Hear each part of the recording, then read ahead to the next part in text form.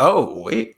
Oh, we are live. Wow. Wow. You guys look wonderful. I know I can't see you, but I'm assuming you guys are dressed to the nines like this is a normal show, which it kind of is. Hello, my name is RJ. I'm a magician, the only 24-year-old Black magician from Wisconsin, currently living in New York, former, because of COVID, director of the Houdini Museum, the youngest ever. Fun fact, you might wonder who I am. So today we have a show for you. We have a virtual show. We have a show because we couldn't gather together, but we wanted to support a good cause. Because people always talk about how Black lives matter, and it's important because Black lives do matter. But what are we doing to like actively support?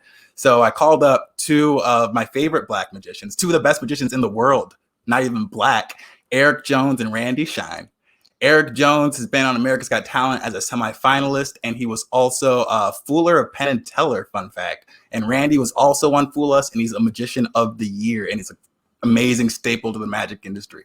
So I called them up. I was like, I want to do a show, and I want to support a Black nonprofit. I want to support people that are helping Black people actively, and I want to make money while at the same time giving money, because we're also Black entertainers and we're also out of work like a lot of people. So this is a really great chance for us to come together, and I'm really glad that you guys can make it. You guys can clap. I'm assuming you're clapping. I can't hear you, but I'm assuming the clapping is there.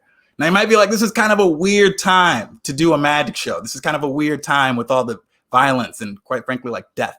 And it really is a weird time. But the thing about this, the thing about magic, the thing about entertainment is entertainment has been a thing that has kept the world going ever since my favorite example, one of my favorite examples, Harry Houdini, who was a Jew, who was a minority man, who helped people get through World War I and represented breaking free of oppression for other Jews in America, for other minorities in America. He was one of the first to get famous, to get big.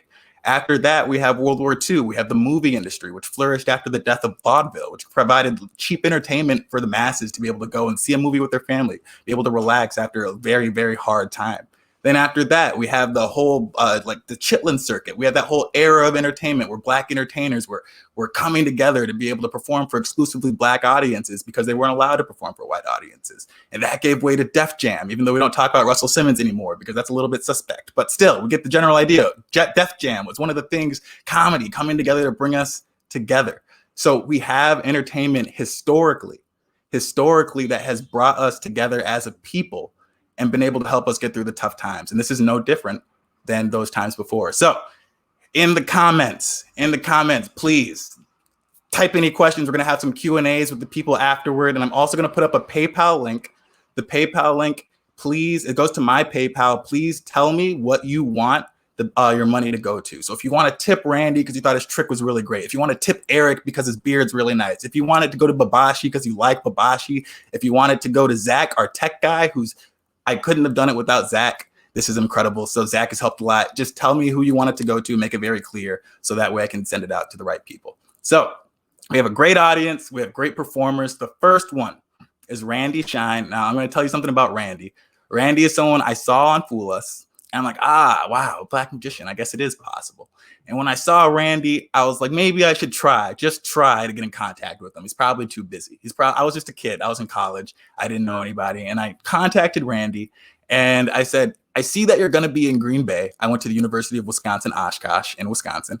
I said, I see you're going to be in Green Bay. I would love to hang out if there's any chance you'll be able to. And before I even pressed the enter button, before I pressed enter, Randy said, yes, let's meet up. He met up with me, picked me up. Or maybe I drove. I can't remember. It was a long time ago. And Randy bought me dinner at the place I recommended when I invited him out, because I was a poor college kid and he also was a poor college kid back in the day.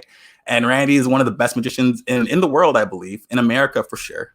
And that moment solidified. I've had a lot of moments like that with a lot of Black magicians, but he was one of the first. And I consider Randy a mentor, a great friend, and an inspiration as someone who writes about the history of Black magicians, somebody who is active in the Black community. And Randy is also that. And he's someone who's very vocal.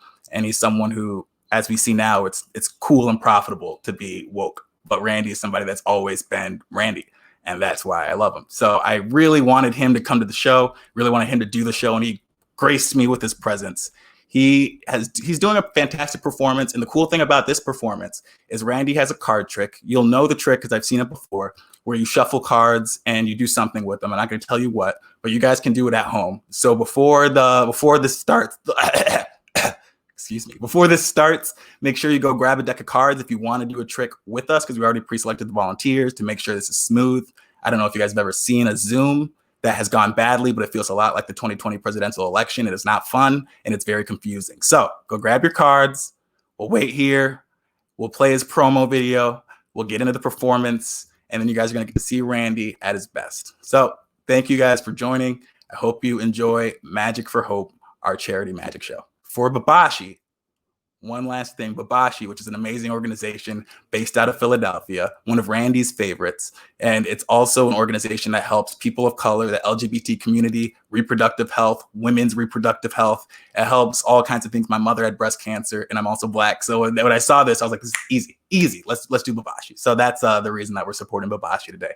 So thank you guys. Make sure you donate extra if you have a little bit extra, and enjoy the show.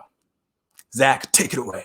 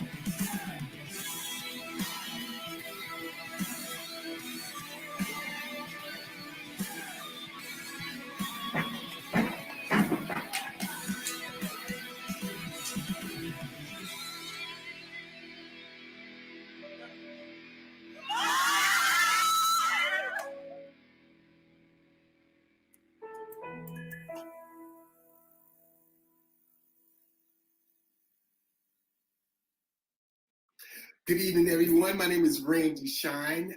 As you know, I'm from the city of brotherly love and sisterly affection, better known as Philadelphia.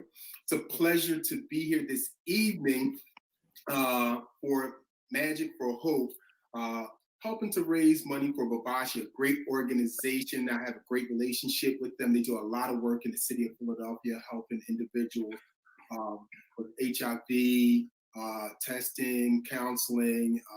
They have a food bank to help people who are in need of food, and just a whole plethora of other services that they offer. I just hope that you would just support, donate, and help this great organization that is doing great work in the city of Philadelphia. With that said, let's begin.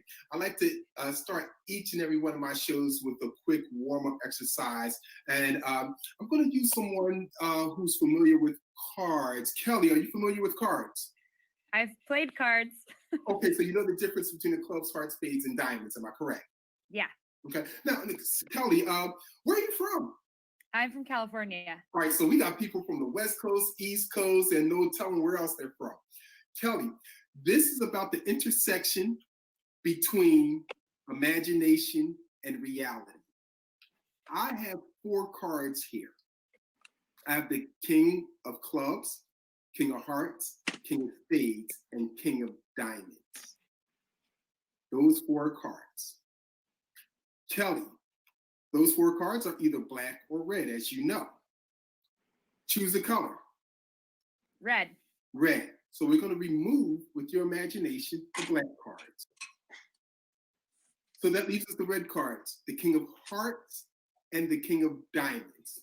Once again, with your imagination, I'm going to remove one of those cards. Kelly, which card do you think I removed? Diamonds? You're absolutely correct. I'm going to take the diamonds, I'm going to turn it face up, place it back in this packet. As I said, this is about the intersection between reality and your imagination.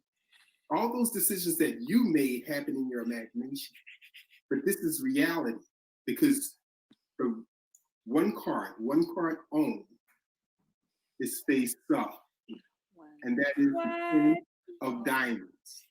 No way. And I'll take it further than that. I knew that this was going to happen. That would be the selection because the King of Diamonds is the only blue back card. What? I even take it a step further, Kelly, because the other kings, they never existed. All these cards are blank. Oh, man. Well, thank you. Thank you. I appreciate that. So, people often ask me, how did I get started in magic?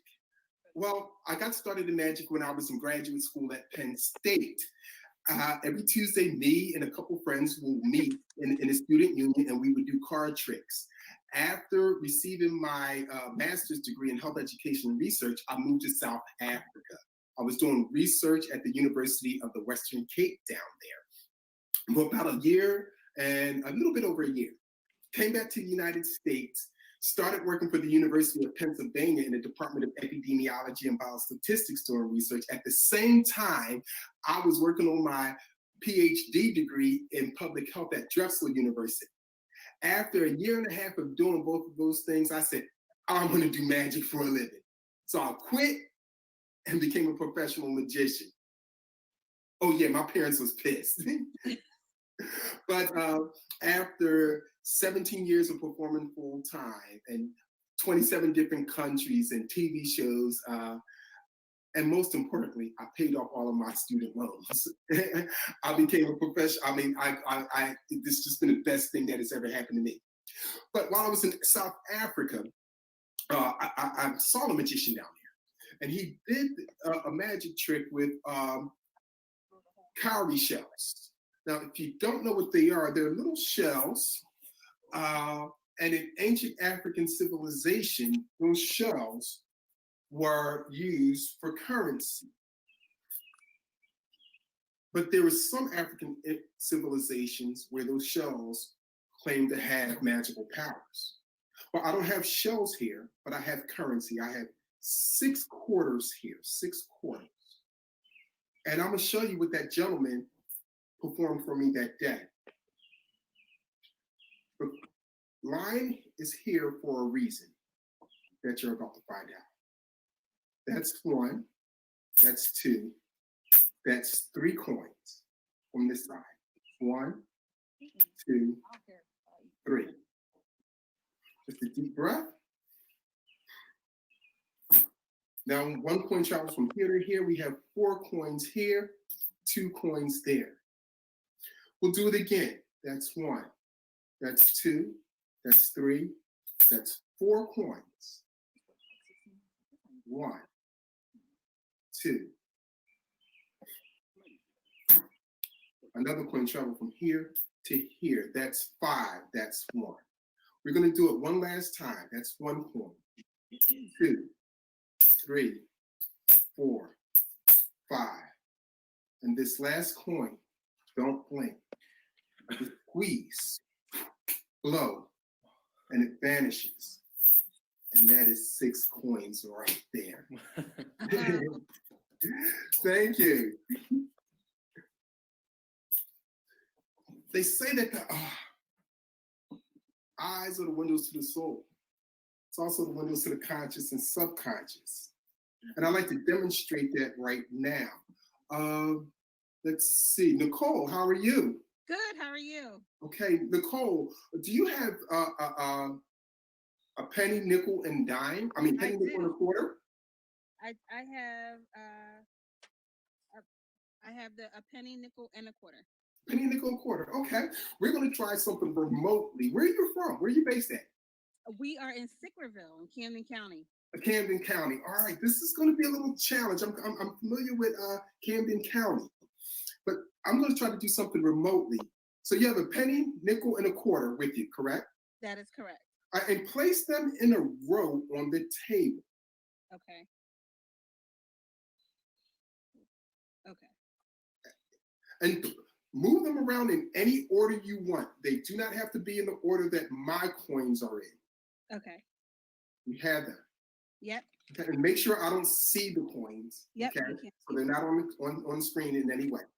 Okay. We're going to start with the penny. Okay. You're going to switch the penny with the coin directly to its right. Now, if there's not anything to the right of the penny, leave it where it is. Okay. Do that now. Done. Now you're going to look at the nickel. Look at the nickel.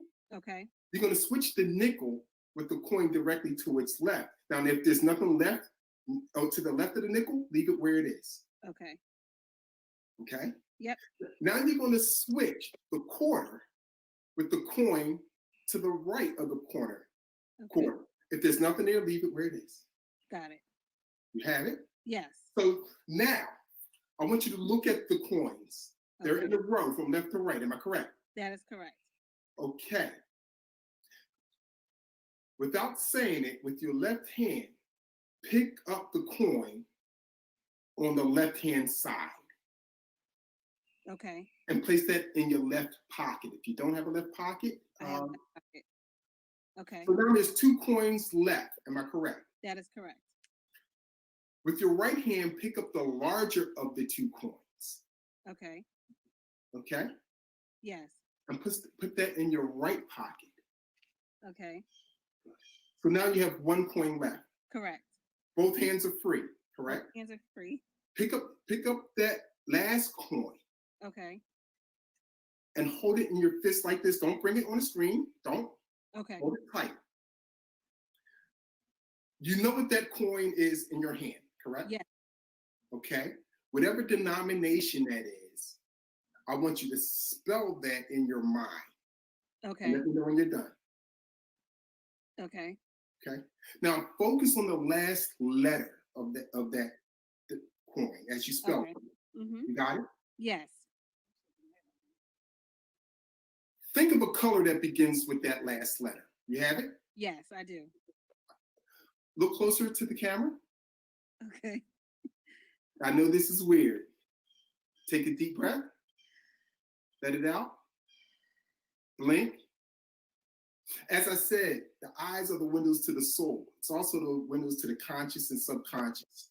You put those coins in any order that you want, and they were mixed up by you. Am I correct? That is correct. Yep. 1 coin is in your right pocket, 1 coin is in your left pocket, 1 coin is in your hand, and you're thinking of a color. Yes, I am. Okay? I just want you to say yes. This is not an accurate science, but I'm going to try anyway. In your left pocket is the nickel. Am I correct? Yes, it is. In your right pocket is the quarter. Am I correct? That is correct. You're thinking of the color yellow. Am I correct? Yes, I am. And the penny is in your hand. Am I correct? That is correct. There you go. Thank you.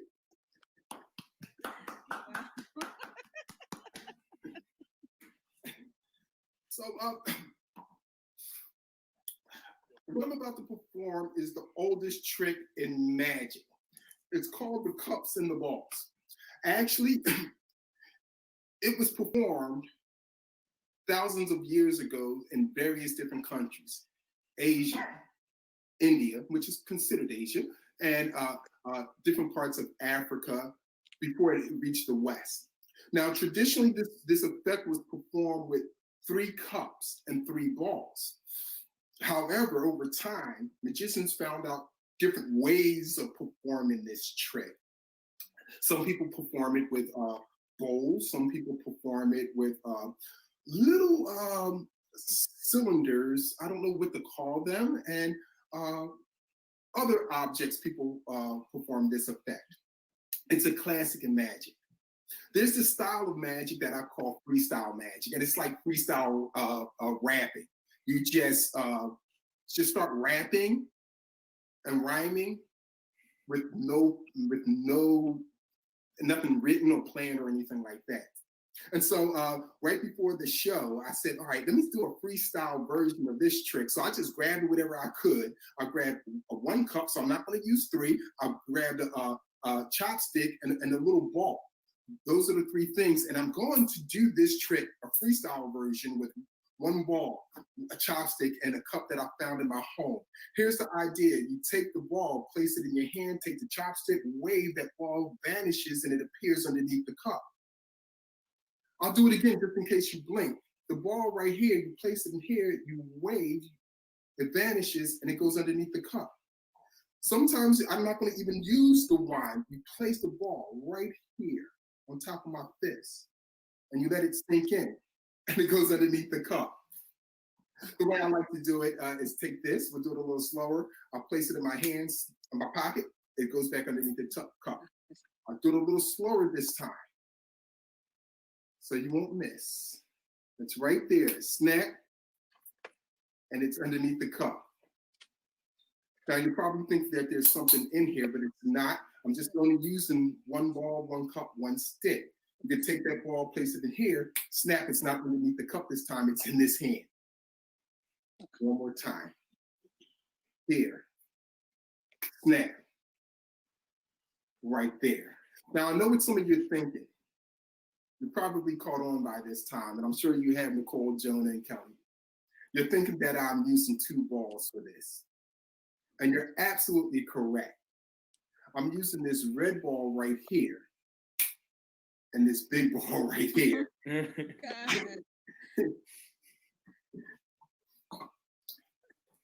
All right. Does everyone have a deck of cards with them? Cards are ancient, mysterious, and ritualistic. And there's a relationship between a deck of cards and time. There are 52 cards in a deck, 52 weeks in a year.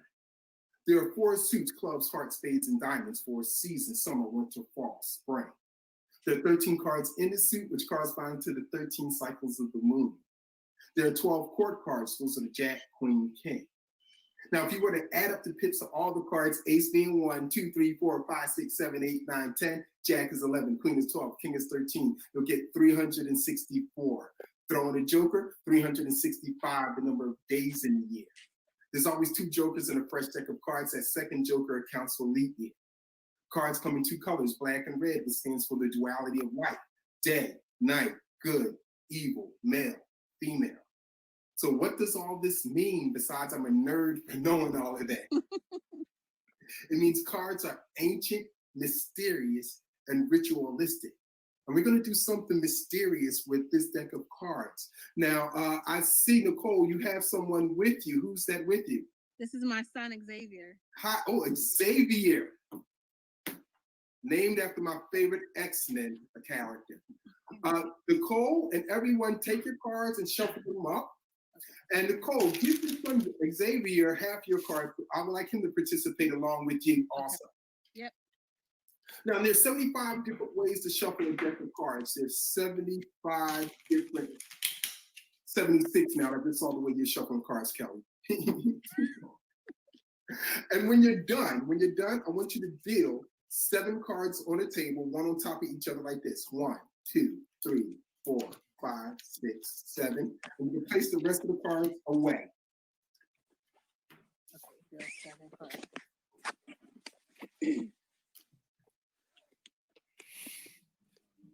And if you're good, thumbs up, everyone, if you're good.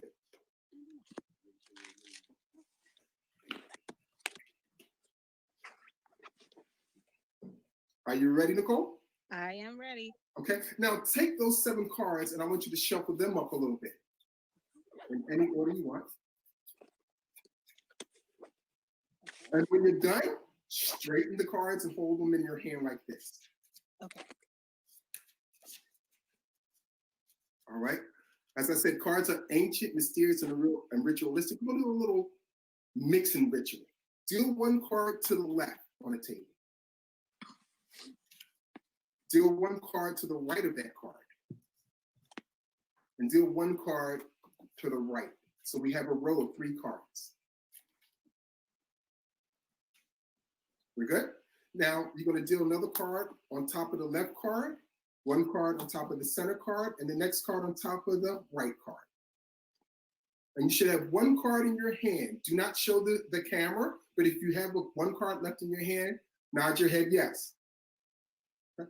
Take a look at that card without showing the camera and remember it. Do not forget it. It's very important.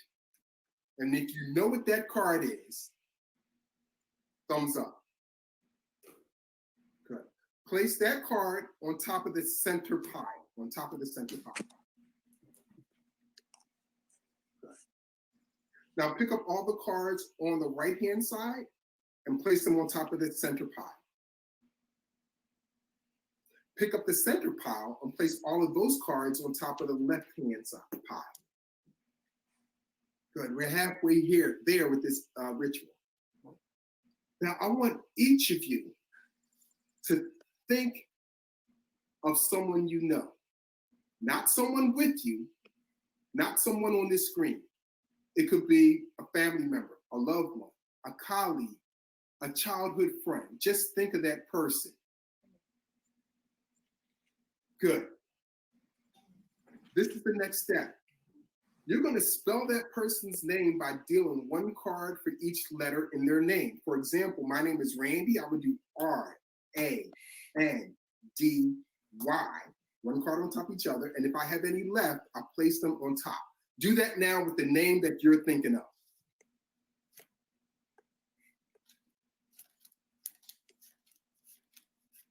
Good. Pick up the cards again. Hold them in your hand. Now, since this is interactive virtually, and I'm trying to connect with everyone watching, I want you to deal one card on the table for me. And deal the next card on the table on top of that for you. Now place the rest on top. Now, this is a magic trick, and we need a magic word. And the word is magic.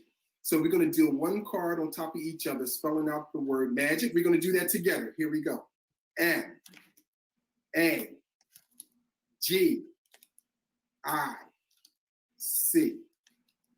And place the rest on top. Now we're going to bring this home. Hold the cards in your hands like this. And I just want you to take the top card without looking at it.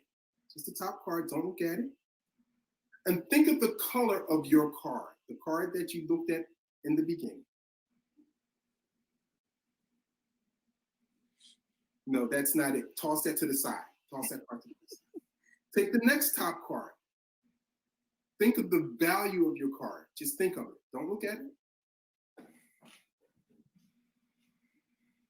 I'm getting bad vibes. That's not that. Place it to the side. The next top card. Think of the suit, whether it's a clubs, hearts, spades, or diamonds. Jonah, blink.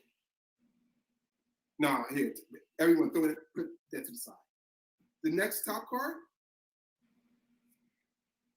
Kelly, just think. Take a deep breath. Let it out. No, toss that to the side.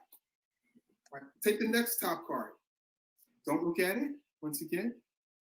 Nicole, take 3 deep breaths now.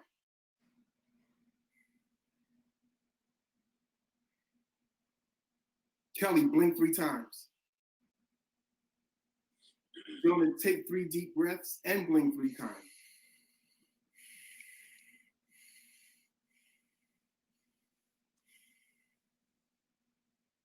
I'm getting a positive vibe. That is your card. Take a look at it. And if that is your card, show the camera if it is your card. There you go. Thank you.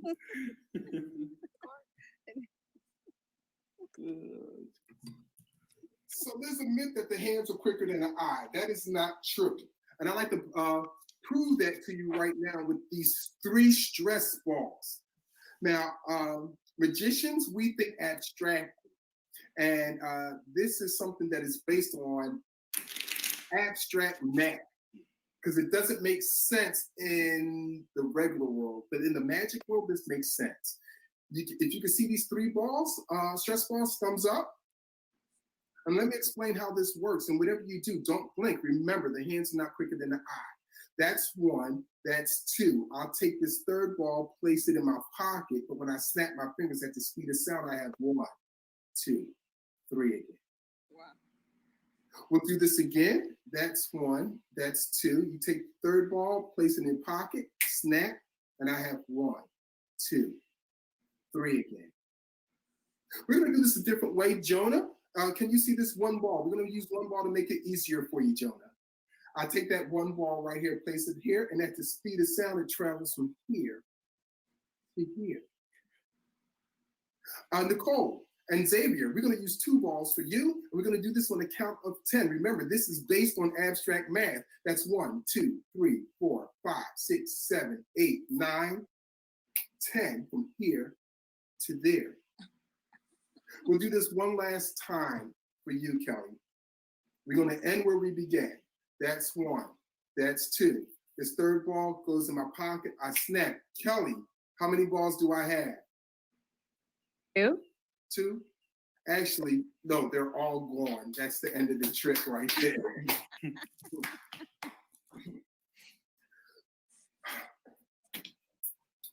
This next trick is special and meaningful to me. And you'll find out why in a moment. Can we put the spotlight on me, make sure that I'm the main one? Can everyone see the cards on the table? Say yes. Yes. Yes. We're gonna start with you, Jonah. Jonah, I'm gonna dribble some cards in my hand and you tell me when to stop before I get to the end. Okay. Stop. Right here? Good. That's 1 card right there. Kelly, you're going to do the same thing. I'm going to dribble some cards in my hand, and you're going to tell me when to stop, okay? Okay. Stop. Right here, that's card number 2. Nicole, your turn. One more time. I'm going to dribble cards in my hand, and you're going to tell me when to stop, okay? Okay. Stop. Woo! That's okay. And that's 3 cards right here. As I said, this trick is special and meaningful to me. And I'll tell you why. We have 3 cards that were selected by 3 of you. You have no idea the identity of the cards. Am I correct? Yes. The reason why this is special to me is because all these cards here are completely blank. And these 3 cards are special to me because these 3 cards say Black lives matter. There you go. Thank you. So I want to end with teaching you a trick, okay? You don't have to have anything right now. I'm just going to show you this. And there's 2 ways. The beginner, the amateur way, and the professional way. I'll show you the professional way first. You use a dollar bill and you hold it into this orientation like this. You fold it left to right, up and down, left to right, up and down. When you snap, when you open up the dollar bill, the orientation will change and it will be turned upside down. Now that is the amateur way. Here's the professional way, the way I like to do it. Once again, you fold it left to right, up and down, left to right, up and down. Snap. This time when you open it up, that dollar bill will change into a $100 bill right there. So when you get home or after this, get a $1 bill, fold it left to right, up and down, left and right, up and down, snap, open it up, It's not going to work, but you have a lot of fun trying. Thank you. That's my time. My name is Randy Shine. Please, everyone, support Babashi in all its effort. Please donate. Thank you for having me. Take it away.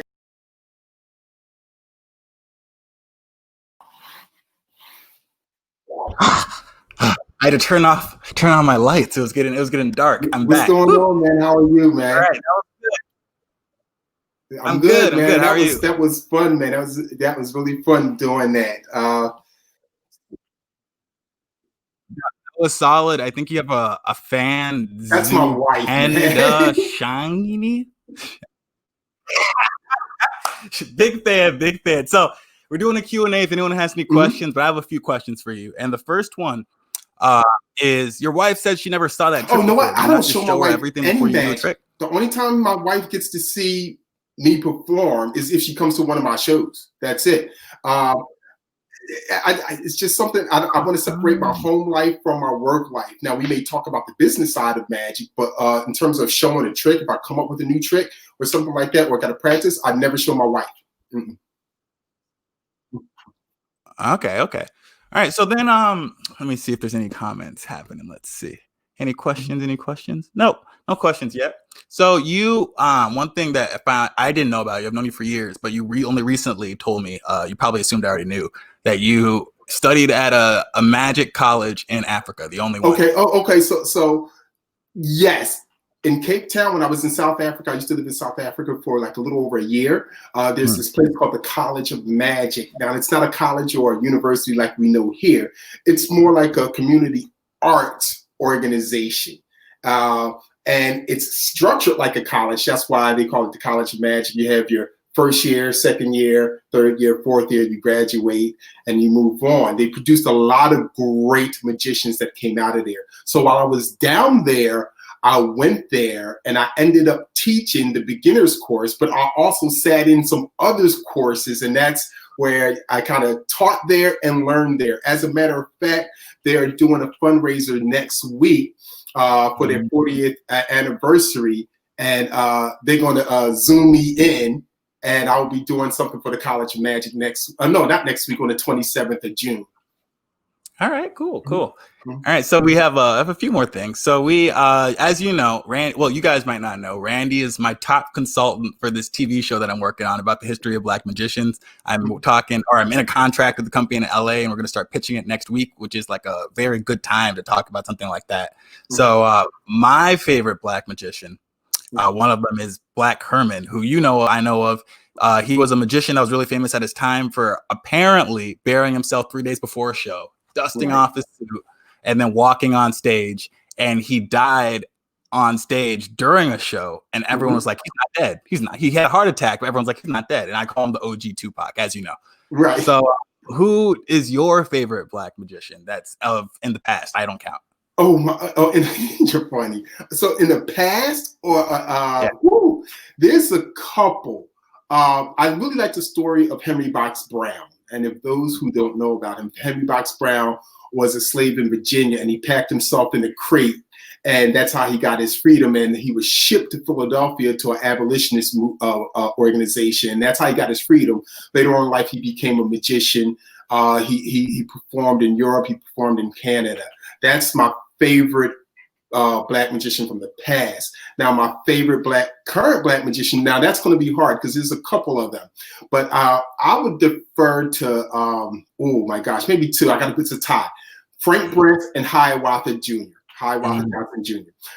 Hiawatha, the reason being is because when I was in college, when I was in graduate school, as I said earlier during my show, a friend of mine who was part of that magic club gave me this. He asked me, did I know who Hiawatha was? And I said, no. Now, remember, I knew nothing about magic. That was my introduction to magic when I was in college.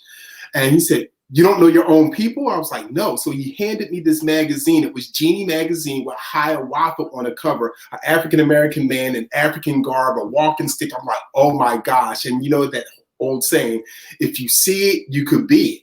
And so right there, that planted the seed in my mind. The second one is Frank Brent. So I had an opportunity to meet Frank Brent in the later stages of his life.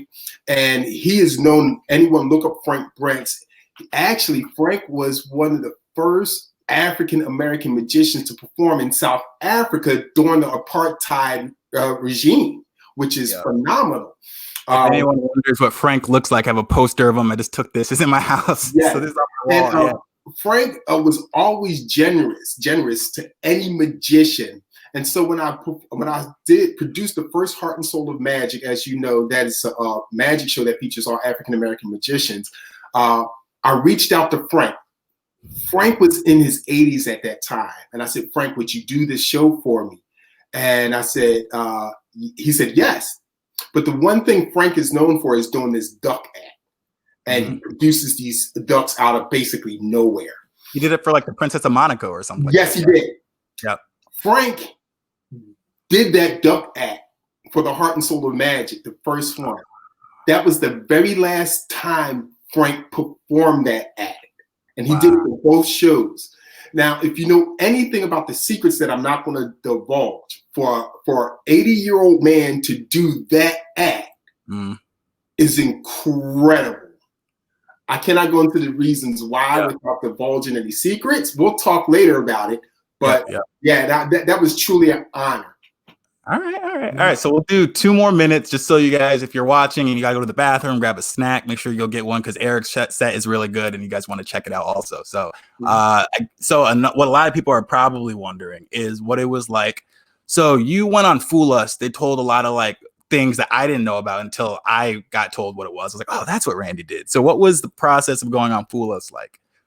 That process, well, the way I got on there, because everyone gets on Fool Us a different way. They reached out to me and I had to submit a couple things, ideas that I wanted to perform on the show. And so I did that, and we agreed on one particular effect that I had some feedback on. Someone consulted me, Mark D'Souza, if anyone knows who he is, magic historian, fabulous magician, lives out here in Philadelphia. Yep. And so you go there, and it's an interesting process in a good way because you're there on this stage, studio lights. I've been on TV before, but not like that. And so I'm not going to say I was nervous. I was more anxious than before. There's a difference. Nervous is when you're not prepared. Anxious is when you're not prepared. Anxious is when you're like, let me get out of here. Let me knock it out of the park and do my thing. I have a couple of friends. I'm seeing some people who are chatting. My friend Eric Diddleman was on there too. If anyone knows Eric, he's a phenomenal mentalist. Oh, check him out anytime. He's been on all types of TV shows, and I'm glad to have him as a friend. And I'm surprised that he's watching me perform. Very nice. All right. So I have one more thing. So like I talk a lot about like the bond us Black magicians have. And there's a lot, like if you reach out, it's not very hard. So if anyone does magic or knows anyone, like definitely hit us up. One story that I love is that I was a poor kid, and I was still a poor kid, but I was a poor kid about a year ago. And I was on my way to teach magic in China. And I was in Chicago and my car broke down. And I called, the only person I knew in Chicago was Chris Jones, who's a pretty famous hypnotist, a Black guy that you guys know. And I called him and he was like, I will be there soon. And he got stuck in traffic. And it was like an hour later. And I was like, man, what are we going to do? And he goes, don't worry, man. He parks his car and takes a bike and bikes like 3 miles to me on the highway and finds and takes me out for lunch. And then people taking me out to lunch. And then he bought me a hotel room next to I had to go to the embassy for the day. And he bought me a hotel room next to the embassy. He's like, don't worry about it. Do this for a Black man in the future. Do this for a young kid like you. So is there anybody that you have a story about that just changed your life or gave you a moment that you knew you had to pay it forward to someone like me? Oh my gosh, I got a couple stories. I tell you what, Lion Flood, who's an African-American magician out in Vegas. Fool Us too. Yes, and great guy. He was on Fool Us too, yep.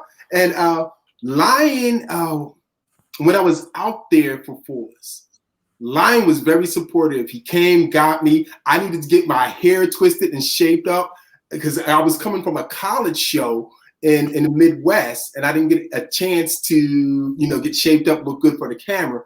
Lion, he met me at the hotel. He took me to his home. He took me out to where to get my hair cut and took me out to dinner. Like I said, the magic community is like a fraternity. but the Black Magic community is a fraternity within the fraternity.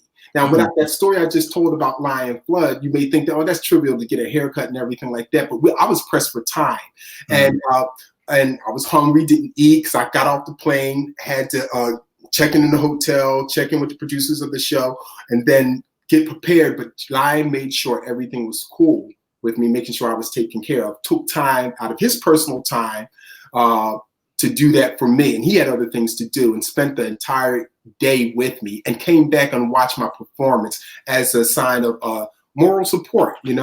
So that people like that in the Black community, there is Black Magic community. There is a network. There is a network of us that you can go anywhere. You can pick someone, pick up a phone and call someone. Pick up a phone, cell phone, call someone, and they're there for you. They're there to help you, consult, come up with ideas, even if you just need a place to lie your head if you're in a town somewhere and you're stranded or whatever like that. So those types of things are very important and memorable. And I always like to do that for other magicians, like you as a college student, man. I'm not gonna let this college student, just helping me out tonight, so yeah. But anyway, Randy, it was good talking to you as always. We talk on the phone all the time, so this is like, I don't know, it's the same thing. But yeah, so we're gonna get to Eric's part, but thank you. If you have anything else to say. Thank you. Peace, everyone. Take care. Ooh, all right.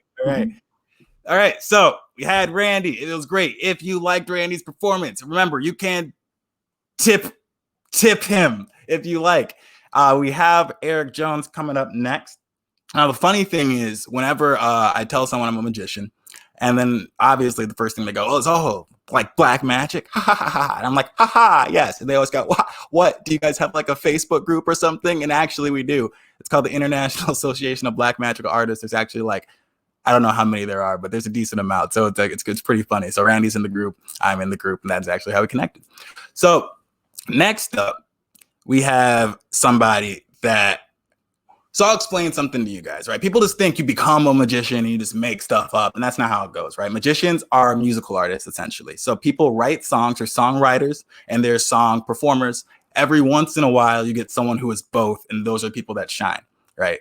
So this guy, Eric Jones, is somebody that used to make magic DVDs, tricks, and things like that. And magicians sell them to make money. A lot of them do. A lot of them don't perform because it's not their style. But Eric's always had this unique thing where he can perform simultaneously as he can also teach. And he came out with so many magic DVDs and so much information that he created a whole wave of, if you ever see anyone doing coin magic on Ellen or something like that, these kids all learn from him. He's definitely like the most notable coin person out there specifically, but he's all around magic. He does everything. And that is something that I think you guys need to know. So Eric was on America's Got Talent. He used to be a little bit heavier, and he came on America's Got Talent. I was like, oh, who's this? They got a new guy. And I was like, wait, that's not Eric Jones. Is that Eric? That's not Eric Jones. Is that Eric Jones? That's Eric Jones. And I realized that Eric Jones, he's coming out here and he's doing stuff, and now he's big. Now he's big.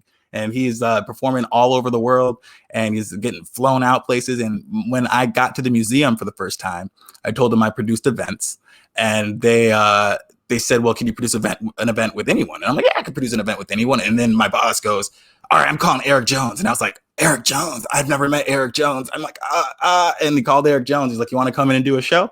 And Eric Jones came in and did 2 shows. They were both great. The house was packed, and I've never seen him perform live and do a stage show. I've only seen his close up on video, and it was just fantastic. So you guys are going to see something really great. But Eric is a great magician, obviously, and you guys are really going to enjoy this show. So remember, you guys can tip Eric if you like his performance. And yeah, I hope you guys enjoy it. Zach, take it away. Impossible is what he does. And the closer you watch, the more likely he is to amaze you. He is true art in motion. Here is Eric Jones. On a really good day, I can get a coin like this to travel from here into your hand. You can go ahead. No. Check it out. Show him, seriously.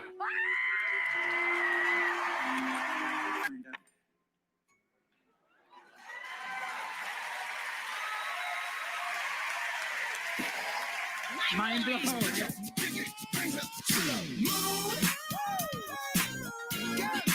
What what you're trying to do. Tell me what you're trying to do. 24 karat magic in the air. Head to toe so clear. Put your pinky finger to the moon. What you're trying to do. 24 karat magic in the air. Head to toe so clear. Look out.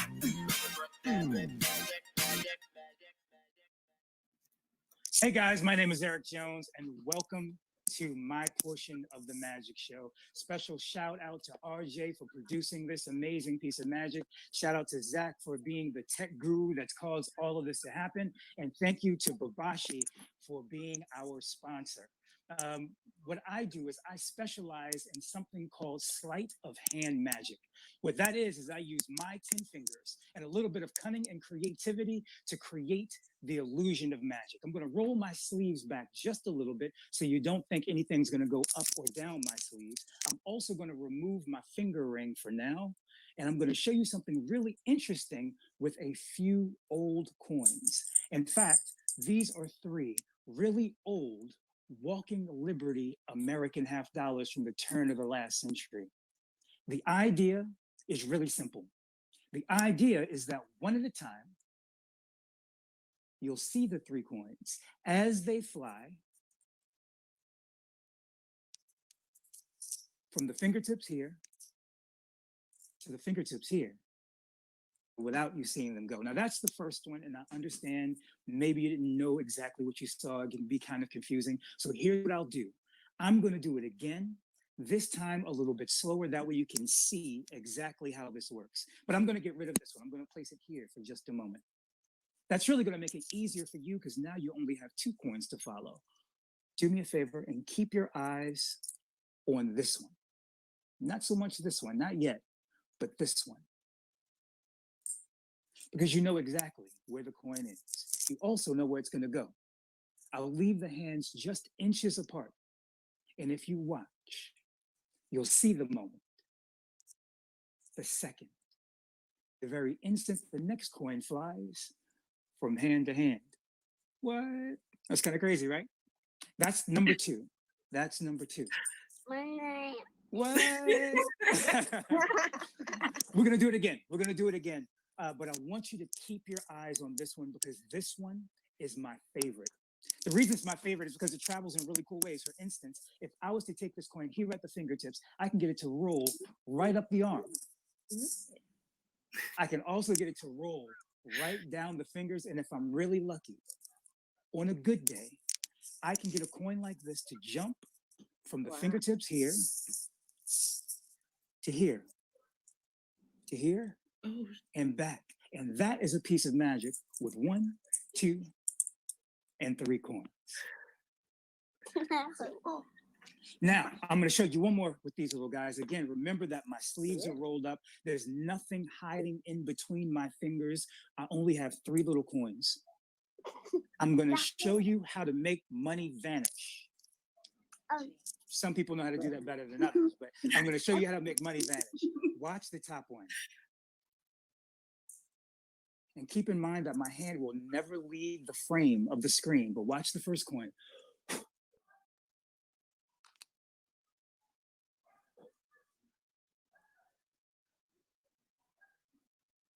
What? Kind of crazy, right? We're going to do it again. We're going to do it again. Again, my hands will never leave this area. Watch this one right about here.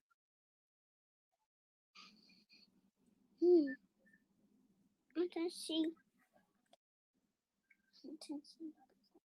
Stop it. One left to go. One left to go. And if you watch right about here, you might actually see the moment that one vanishes, leaving 1 here, 1 here, 1 here. And if you listen,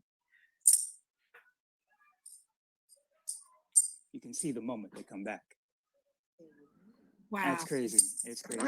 It's crazy.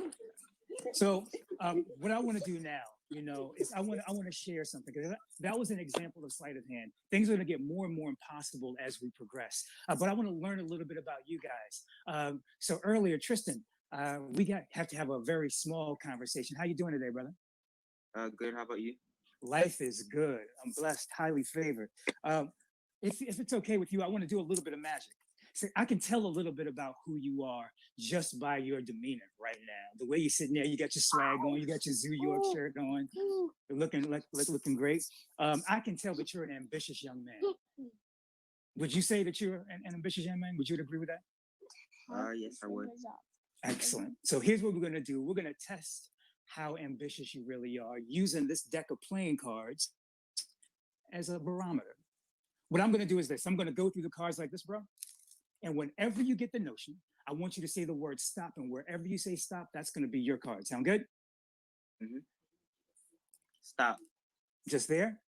Now you can continue going or you can stay right there. It's completely up to you, bro. I want to stay right there. Perfect. So let's see what cards you stopped on. The card that you stopped on, oh, that's a really good one.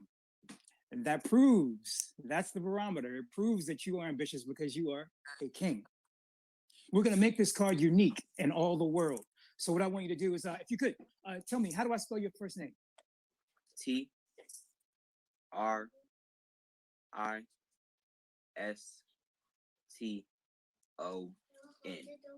Tristan. Perfect. And how old are you, bro? 13. 13. It's a great age. And what month were you born in? March. March. Are you late March or early March? Or mid-March? More late March. More late for your a Pisces or an Aries? Pisces. Pisces. So is my little brother. My little brother's a Pisces too. So I'm gonna put that there. So we've got Pisces, we've got March, we've got your age 13, and we've got your name. You would agree that since we've never met before, there's absolutely no way that I could possibly know this information. There aren't two cards that are like this on the planet, are there? No? No, I wouldn't think so. I like that skepticism. You're not 100% sure. So here's what we're going to do. I'm going to take your card and I'm going to place your card about halfway down from the top of the pack. And you can see the card going all the way into the middle. What I'd love you to do is hold your left hand in the air like this, like a Black Power fist. And there are 4 words that I want you to say. And as you say these words, the magic is going to happen. All I want you to say is, I am a man. I am a man. And the moment you say that, your card rises through each and every level of these playing cards until your card comes up to the top. Now, that was the first time. I know you don't believe what you just saw, even though you saw it with your own 2 eyes. I get that. So we're going to try this again. Again, it's got your Pisces, Tristan, the number 13, and the month you were born, March. We're going to try this again. We're going to take your card. And again, I'm not changing anything. That card really does go into the very center of the deck. But again, hold that left fist up. Say those 4 magic words. I am a man. I am a man. You're right. And as you say those words, your card rises from the center of the pack through each and every level of playing card until it comes up to the top. Now, I know you don't believe it. Oh. I know you don't believe it. So we're going to try it again. We're going to try it again. You know what to do. When you see that card go into the middle of the pack, you know where to hold your hand. You know what words to say to cause the magic to happen. So keep your eyes on your king. Keep your eyes on that king. You'll see the card as it goes into the middle. And then we're going to take that card again and place it again into the middle. You know what to say. You know what to do. I am a man. And the second that happens, it causes your card to rise from the middle through each and every level of playing card until it comes to the very top of the pack with all of your information on it. Now I'm going to give you one last chance to see how this works. One last chance. This time what I'm going to do is I'm going to give you a visual aid. I'm going to put a big bend, a huge bend in your card. That way it stands out just like you from all of the others in the pack. I'll do this slowly so you don't accuse me of cheating. Oh my God. You can see that the card goes all the way in. And bro, you know what to do. I am a man. And the second you say that, your card, that's right, James, one card comes all the way to the top, as ambitious as you are, King, with all of your information on it. Thank you. Thank you so much. So, thank you guys so much. I'm having a good time with you guys. I really hope you're having a good time as well. You know what? Egypt, is it okay if we take a journey together? Okay, actually, I think she might be muted. If we can get her microphone unmuted, that would be awesome. So, I'm kind of a dork. As you can see, I collect weird stuff, and I spend a lot of time studying things like science and of course politics, things like that. There's an old saying, and I'm having a brain fart right now. I can't remember exactly the name of the person who said it, but they said that matter can't be created or destroyed, and also it can't occupy two places at once. I want to try an experiment. I want to go on a journey with you, but I'm going to start this journey off with this little envelope. You'll notice that inside is a playing card. That could be important, but maybe not. We'll see in just a minute. I'm actually going to slide this little Pinocchio back, and we're going to use him as a little ledge to hold that card. And I'm not going to touch it until the end. That's going to be really, really important. So I've got a couple of cards here. We're going to use 3 Black Kings. There's the King of Spades, there's the King of Clubs, and there's me. So we're going to leave these 2 cards here. Now I'm going to get you to say the word stop as I pass you the cards, and wherever you want, that'll be the cards you end up having. Stop. Right there. Now, are you happy here, or would you like to continue a few more cards? It's up to you. I'm okay right there. Perfect. Let's see what cards you came up with. You ended up coming up with the 6 of clubs. It's not a bad card. So we're going to make sure that just like we did with Tristan, that your card is unique, because I could have another card just like this somewhere in the deck. That's a true statement. So, it's really rude. I keep hearing people say it's really rude to ask a woman how old she is. So how much do you weigh?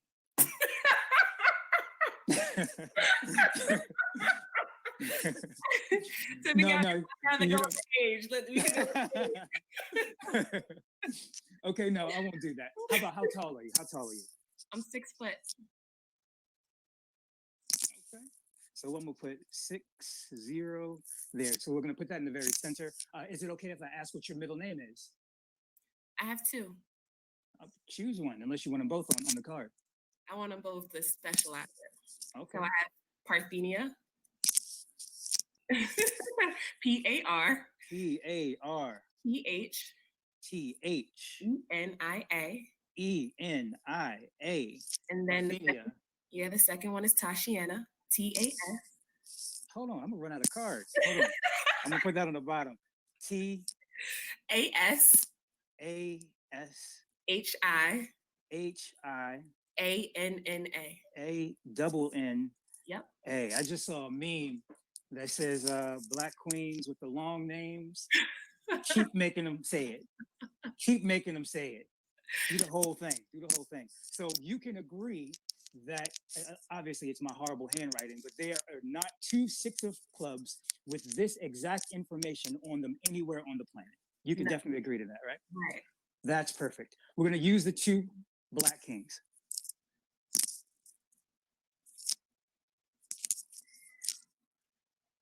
And I want you to watch your 6 of clubs. Okay. And I want you to imagine that I can cause this card to travel through space and time to arrive elsewhere. Now, you know what they say, that matter can't be created or destroyed, and it can't occupy 2 places at once. Right. So the truth of the matter is that this 6 of clubs with your 2 middle names and your height on it can't possibly exist. There's no way, absolutely no way. And James looks so uninterested that it's amazing. I love it. I love it. So there's a deck of cards. We placed this here at the very beginning, before we even got started. Let me go ahead and pop this bad boy open. Inside, again, there is only one card. And that card, believe it or not, has your height, Get out of both here. of your names on it. That's crazy. That's crazy. Again, guys, special shout out to everyone who's watching. I want to end my set tonight with a interesting piece. And Miss Elizabeth, is it okay if I use you for this? Yes. Excellent, excellent. So now let me ask you: do you speak in public often? No. Oh, good, good, good, good, good, good. If we can have her side by side with me here, that would be amazing. What I'm going to do is I'm going to give you an opportunity to perform in front of everyone who's watching this live stream. You are about to be a whole magician, whether you believe it or not. Oh my. Here's what we're going to do. Because as a magician, you know, we have to know what we're going to say, what we're going to do. So I'm going to make your life a lot easier. And the way I'm going to do this is by having you read from these cue cards. So whenever you're ready, you can begin, and I can already tell you're going to do an amazing job. I can already tell. Go ahead. Okay. Okay. I'm ready. Go ahead, whenever you're ready. Oh, good evening, everyone. Excellent. Allow me to introduce myself. I am the amazing Elizabeth. Dope. Okay. The best magician in the world. I like that. I like that conviction. I will present for you the most amazing trick ever. That sets the bar kind of high. I did some cool stuff, but Like, this is on what's you. happening? For this, I will need a volunteer. Is it okay if we use Tristan just because he's right here? Okay. Is that okay? Is that Yeah. cool? Tristan, is that okay with you? Yeah. Awesome. Yeah, we've got one. We've got one. We've got one. We've got one. Okay, so let me Okay. choose someone. And Tristan will use you. And you'll say this to Tristan. Yeah. Think of any playing card. Don't say it out loud yet, bro. Don't say it out loud yet. But let us know when you have a card in mind, Tristan. I have one in mind. Now, I'm going to give you an option. You can either continue to think about the card that you're thinking about now, or you can change your mind and think of a card that neither Elizabeth or I could possibly think you're thinking of. Which would you prefer to do? Keep it or change it? Change it. Change it. Good man. Good man. Good man. Good man. All right. I know, right? So now you're thinking of a card that no one could possibly think you're thinking of. Are you ready? Elizabeth, are you ready? Okay. Perfect. For the first time, name your card. 8 of darts. 8 or ace of hearts? 8. 8 of hearts. Mhm. 8 of hearts, Elizabeth. 8 of hearts. 8 of hearts.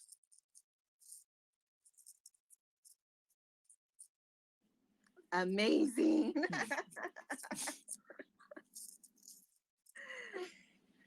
I knew you would name that card. You don't believe me? Because I wouldn't, personally, bro. I wouldn't. Allow me to prove it. Earlier on today, I had this funny feeling. Which, Elizabeth, that sounds like a personal problem, but no judgment here. No, no judgment. About one special card. And I placed it inside an envelope. Now, Elizabeth, I want you to be 100% honest. You and I have never met before. Is that true? Never. And Tristan, you and I, we don't have anything arranged, do we? This is our first encounter. Excellent. Thank you for being truthful and honest. Elizabeth, do you happen to have a wallet, a purse, a bag that we have access to? I do. Yes. Tristan, do you know where it could be found? Yes, I believe so. Would you mind, as quickly as you can, running, grabbing that bag and bringing it back to the camera? Don't put anything inside. Don't take anything out, but do it as fast as you can right now, if you don't mind, sir. Thank you so much. Now, it is important that you can verify for everyone at home that you and I, Elizabeth, we're not in cahoots. I haven't paid you to put anything inside of your bag or anything like that. Is that correct? Correct. Now, I'll tell you what we're looking for. If you don't mind, put your bag in front of the camera. I'll tell you what we're looking for. Oh, that's dope. I like that. Thanks. What we're looking for is a small manila-colored envelope with a single playing card inside. Yeah, bring it closer to the camera so we can see. Okay. We're looking for a manila-colored envelope with a playing card inside. A manila-colored envelope with a playing card inside. Yeah, just dump it all out. We want to see what's in there anyway. Oh my gosh. Manila-colored envelope with a playing card inside.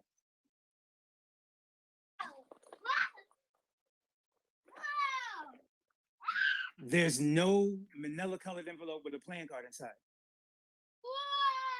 No, there's not one? No. Elizabeth, let me ask you a serious question. Did you think there would be? Did I think there would be? Yeah.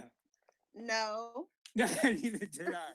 Neither did I, because I do keep one envelope right here. And here's the interesting thing. You could have chosen any card at all. But there's one inside. You could have changed your mind and said the ace of hearts. Whoa. I know. But you ended up saying the 8 of hearts. Guys, thank you so much for allowing me to spend a little bit of time with you. Again, my name is Eric Jones. You guys have been incredible. Thank you so much for joining me.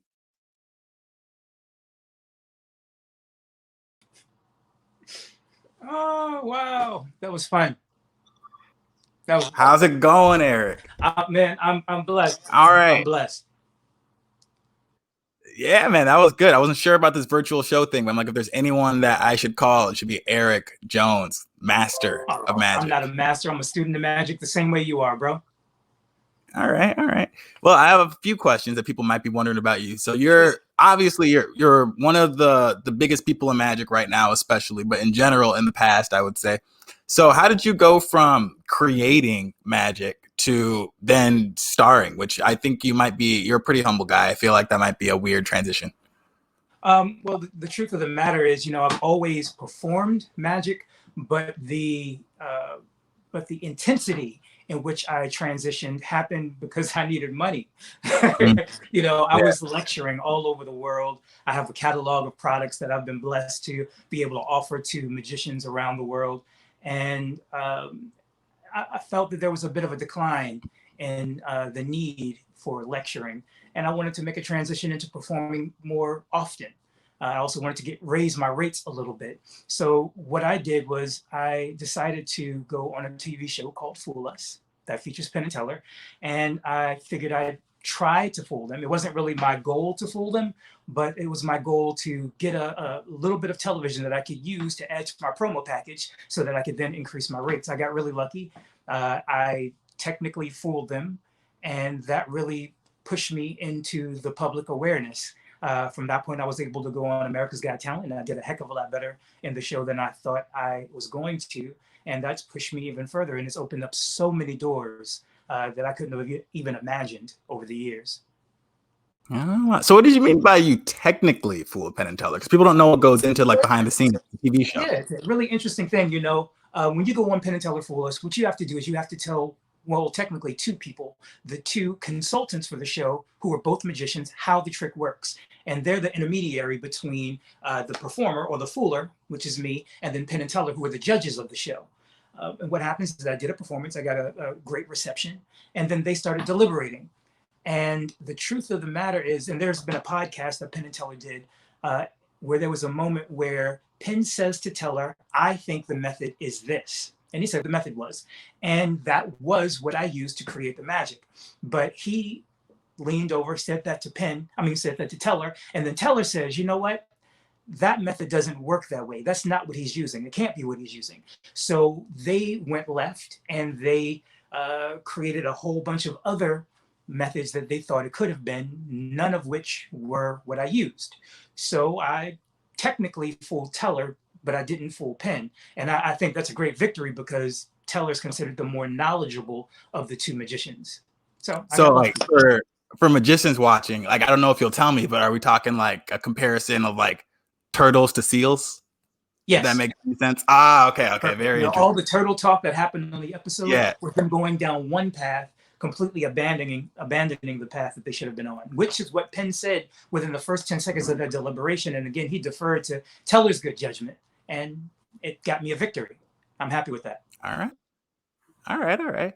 So you, something people might not know about Randy is that Randy's father's a preacher, so it definitely affects the way he talks. And you definitely have a very unique style where you talk like nobody else in magic. So where do you think you developed this TED Talk symposium like way of speaking that you do? Well, I grew up in the country. I'm originally from Central Virginia. I grew up about a half hour away from Charlottesville, Virginia. And I lived in a very rural area, so rural, in fact, that it was a half-hour car ride to the closest gas station, 45 minutes to the closest grocery store, an hour to the closest Walmart, an hour and a half from the closest shopping mall. We didn't get out much. I had a really heavy Southern drawl. And when I left high school and went out into the world, I realized that people judge you based on how you sound. So I quickly shed the majority of my Southern accent so that I could not give people more information than they felt they needed. So, I had to change, I had to pivot. I had to code switch, and that's a part of a culture we have to identify in depending on whose space we're in, whose space we occupy, which is unfortunate, but, it's a part of life. Facts. All right, so we're winding down. I'll ask you just like one or two more questions. One that's good is that Philly's obviously known for the greats, known for Will Smith, known for Kevin Hart, known for Bill Cosby before that was bad. What do you think about what's your goal? Do you want to spread a legacy in Philly? What do you want to do? I had an option to make Philly my home. It was either going to be Philadelphia, Houston, Los Angeles. There were a few places other than that I wanted to come. My best friend, Joshua Masato, another amazing Black magician, convinced me to move to Philadelphia about 8 years ago, and it's been home. One thing that I love about our city is that Black supports Black. Sometimes we're a little slow on the take, but eventually Black supports Black. And it's there are a series of movements that happen within the city that I love to be a part of. The nightlife, I'm becoming friends with a lot of the promoters, which opens a lot of doors for me. I have never been one to say that I want to leave a legacy for myself in any regard. What I've always said is that I want to make sure that I'm creating generational wealth so that my son doesn't have to go through the same struggles and tribulations and trials that I had to go through. If that happens in Philadelphia, I support it more than anything else, but I know it can happen anywhere in the country, anywhere in the world. But Philadelphia, of all the cities that I've lived in, is the one that feels most like home, and I want to rock it out with Philly. All right, very nice. All right, so for the last question, you mentioned specifically in your Fool Us interview that you wanted to do something where you can have a theater that you could call home for yourself one day. And I know you do stuff with, I believe, is it Liberty Magic? Yeah. What are you trying to do with that? So Liberty Magic isn't a venue here in Philadelphia. It's in Pittsburgh on the other side of the state. But they their whole motto is elevating the art of magic. And I was lucky enough to be the inaugural performer when the Pittsburgh Cultural Trust wanted to open this venue. I got to perform there for 8 weeks. And then subsequently, they brought me back for an additional 6 the following summer. And it's an amazing venue. if you happen to find yourself in Pittsburgh, definitely check out Liberty Magic. It's on Liberty Avenue. It's on the main drag, kind of like Broad Street is here in Philly. And it's an amazing venue. Scott Schiller and the Pittsburgh Cultural Trust really do things the right way. They make the performer feel at home. They foster creativity. So if you're a magician who's working on an act that hasn't been fully fleshed out, then they can help you not only make it the best it can be by helping you hire a director to go through the whole thing. They'll work out all the kinks. So by the time you hit the stage, you have a brand new product that you can offer the world. It's absolutely amazing. But yeah, I'd love to be able to open my own theater. But it does present a couple of problems. The first thing is choosing a city. It has to be a place where there's a lot of tourist attraction, a lot of foot traffic. The second thing is, how do you get butts in seats? How do you let people know where you are? And I think the easiest way for that to happen is through the medium of television. I feel like if I was to get a TV special, or if I was to be a part of a series that is always running, then people will say, oh, you know what? We're in Philadelphia. That magician Eric Jones has a show here in Philly or Miami or wherever it happens to be. We should go take a look to see if we can get tickets. And I think having that television show will put butts in seats for a potential theater. So that's, 5-10 year plan. But right now I'm just trying to get it. I'm hustling, I'm grinding, just like Randy is, just like you are, just like all the magicians and the creative artists who are out of work, trying to find a pivot to make things work as COVID-19 passes. And hopefully we'll get back to some sense of normalcy. We don't want to go back to normal. Because normal wasn't working, but we want to get to something that will work for us in the future. Yeah. All right. Well, thank you, Eric. We appreciate it, man. Oh, thank you. And I just want to say, just remember, folks, the reason why we're here, it's peace, it's love, it's for inclusion, it's for trust. But also remember, folks, Black Lives Matter. Ooh, very nice. Very nice. Thank you. All right. We'll see you later. Thank you. All right. So we have come to the end of the show. I did not think this was going to last this long, but I had a lot of really good questions. So I wasn't sure we were just going to hit 9:30, and we just hit it. So this is great. And I'm hoping that you guys feel satisfied, because I definitely saw this is the best virtual show that I've seen, mainly because it's mine, but it was great. It was great. So thank you all. We've raised hundreds of extra donations, which is really, really cool. And you guys all put who you want it to go to, and I'm going to make sure to send it to them like tonight. And we raised hundreds of dollars for not only Babashi, but also the entertainers, which is really cool. And this is the first show that we're doing, or that I'm doing, I guess, but I have more coming, more ideas coming. So definitely follow the page at Magic for Hope on Instagram. And super shout out to Zach. Now, Zach, come on the screen for a sec, Zach. I know you don't want to, but come on the screen. Zach, I have called Zach at night. I've called Zach during the day. I have called Zach after a gig in the car. I have FaceTime Zach while driving, because I've been like, well, if the police are watching, no, we didn't. But Zach has been extremely helpful. And he put together all like the graphics and things that you see. He's making sure that it's smooth. And there's a lot more to it than you guys think as a magician. So I wanted to say shout out to Zach. Thanks, man. Appreciate that. Yes. Thank you. All right. So that's it. We've come to the end. You guys are part, hopefully, of history, the history of Black magicians. And maybe you guys will get to see some of us on Netflix soon, because I have a few projects in the works that I've heard about. So maybe we'll see what happens. But anyway, join us next time. Follow us on Instagram. Will Eric be back? Will Randy be back? Will I be wearing pants? Who knows? You'll only find out if you join us for Magic for Hope. Wait, I don't have a sign out. Zach, sign me out before I do something stupid.